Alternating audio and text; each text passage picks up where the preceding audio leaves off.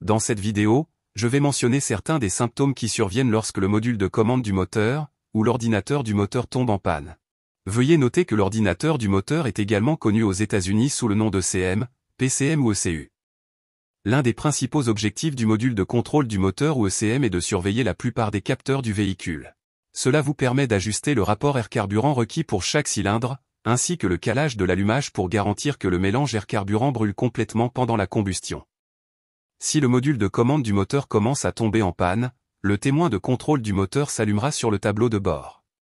Parfois, lorsque l'ordinateur tombe en panne, il stocke des codes liés à un ou plusieurs capteurs. Cependant, dans ces cas, il n'y a pas de problème avec les capteurs, mais plutôt avec le circuit de l'ordinateur qui surveille ce capteur particulier qui est défaillant. Je vais maintenant mentionner certains des symptômes courants que votre véhicule peut rencontrer lorsqu'il a un module de commande du moteur défectueux. Numéro 1. Le moteur ne démarre pas. Lorsque l'ordinateur tombe en panne complètement, le moteur de votre véhicule peut ne plus démarrer, car il ne dispose pas des signaux d'entrée et de sortie corrects pour démarrer et fonctionner normalement. Dans certains cas, le moteur peut tourner lorsque la clé est tournée en position de marche, mais il ne démarre pas en raison d'un manque de quantité d'air et de carburant approprié. Numéro 2.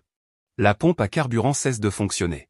Dans ce cas, le circuit qui actionne la pompe à carburant à l'intérieur du module de commande du moteur cesse de fonctionner, empêchant la pompe à carburant électrique à l'intérieur du réservoir de fonctionner.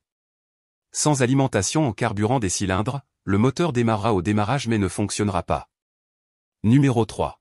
Les bobines d'allumage cessent de fonctionner. Dans ce cas, si le circuit à l'intérieur de l'ordinateur du moteur qui fait fonctionner les bobines d'allumage cesse de fonctionner, les bobines ne fourniront pas la haute tension nécessaire aux bougies d'allumage pour enflammer le mélange air-carburant, ce qui entraînera le démarrage du moteur mais pas son démarrage. Numéro 4. Le moteur s'éteint pendant la conduite. Dans ce cas, un ou plusieurs circuits du module de commande du moteur peuvent tomber en panne de manière aléatoire, provoquant l'arrêt du moteur pendant la conduite.